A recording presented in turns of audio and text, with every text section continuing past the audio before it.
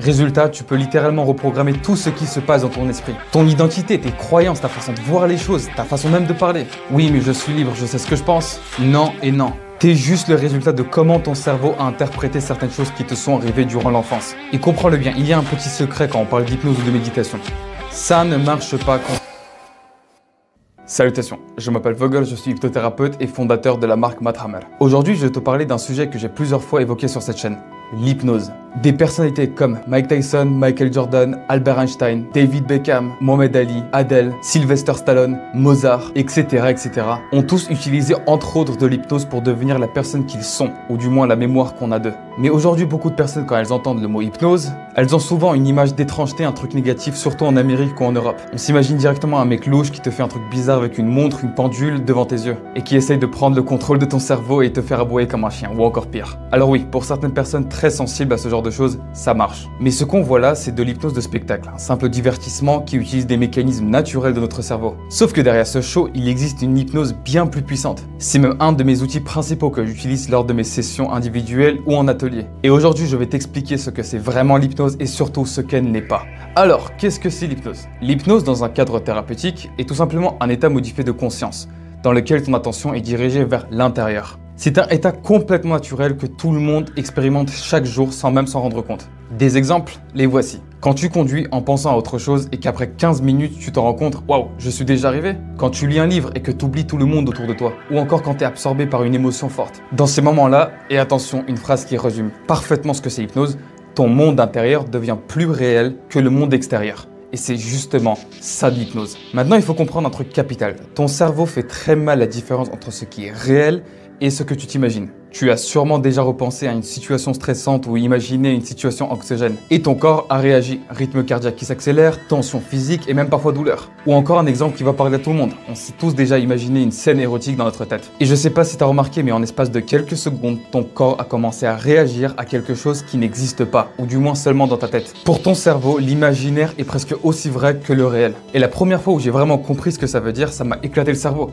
Parce que concrètement, ce que ça veut dire, c'est que je peux expérimenter de nouveaux endroits, des nouvelles conversations, des trahisons, des victoires, des défaites, sans même bouger de ma chaise. Et là maintenant tu pourrais me dire, ok, mais comment et pourquoi ça fonctionne? Pour comprendre ça et pour faire simple, ton esprit se divise en 3 parties. Imagine que ton esprit c'est un iceberg. La partie visible, au-dessus de l'eau, c'est ton conscient. Logique, rationnel, attentif. C'est ce que tu utilises pour réfléchir ou pour parler. Et en dessous, la partie massif immergée, c'est ton subconscient. C'est là que vivent tes habitudes, tes émotions, ta mémoire, ta créativité, tes croyances. Et c'est justement cette partie-là qu'on vise en hypnose. Et entre les deux, il y a l'ego. Le vigile, le gardien, ou si tu préfères le videur d'une boîte de nuit. Parce que c'est littéralement ça son travail. Son job, c'est de laisser entrer dans ton subconscient seulement ce qui est cohérent avec ce que tu crois déjà. Si une nouvelle idée ne colle pas avec ce que tu crois déjà, il la rejette. Ce que fait l'hypnose, c'est endormir ce vigile ou le contourner de façon intelligente. Ce qui te permet de glisser des suggestions directement dans le subconscient pour changer tes schémas, tes croyances, tes programmes. Maintenant, d'un point de vue neuroscientifique, l'hypnose, on l'observe grâce à une mesure EEG. Cet outil mesure l'activité électrique de ton cerveau à travers différentes ondes. Quand tu es dans les ondes gamma, tu as une concentration extrême et ton état de conscience est très élevé.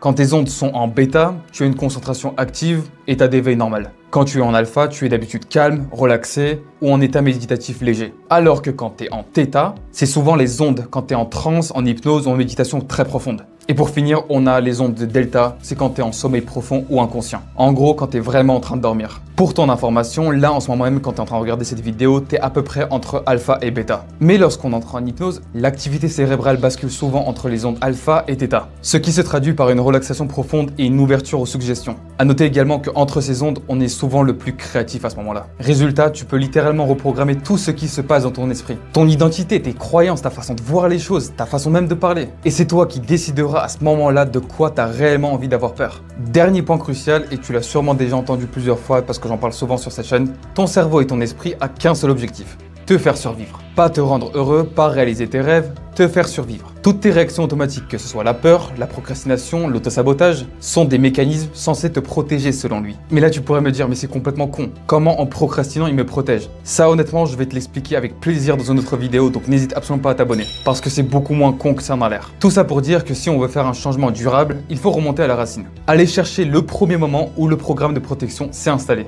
Et c'est exactement ça que permet l'hypnose. Retrouver ces souvenirs clés, les reprogrammer et ainsi changer ta réaction émotionnelle. Même si après une séance d'hypnose, ton conscient sait que c'est de l'imagination. Mais ton cerveau, lui, l'a intégré comme quelque chose de réel. Et maintenant, une question qui revient très souvent, est-ce que l'hypnose c'est dangereux? Alors, oui et non. Oui, car elle touche aux fondations de ton système de défense. Non, car en réalité, tu es déjà influencé en permanence par des techniques d'influence. Que ce soit des publicités, réseaux sociaux, politiques, médias, la vraie question que tu devrais te poser, c'est est-ce que j'ai envie d'être programmé par moi-même ou par les autres? Parce que, attention, spoiler alerte, si tu ne travailles pas sur ton esprit, tu es littéralement l'effet de ton environnement. Oui, mais je suis libre, je sais ce que je pense. Non et non. T'es juste le résultat de comment ton cerveau a interprété certaines choses qui te sont arrivées durant l'enfance. Tant que t'as pas commencé à travailler avec ton subconscient, tu es une espèce de coquille où des gens plus intelligents, plus riches que toi, t'implémentent quotidiennement des informations qui sont bénéfiques pour eux. Et crois-moi, sur le long terme, tu perds énormément. C'est pour ça que je t'encourage fortement à commencer à travailler avec ton esprit, que ce soit par l'hypnose, la méditation, la pleine conscience. Car avec ces outils, tu peux à tout moment rouvrir les yeux et revenir à la normale.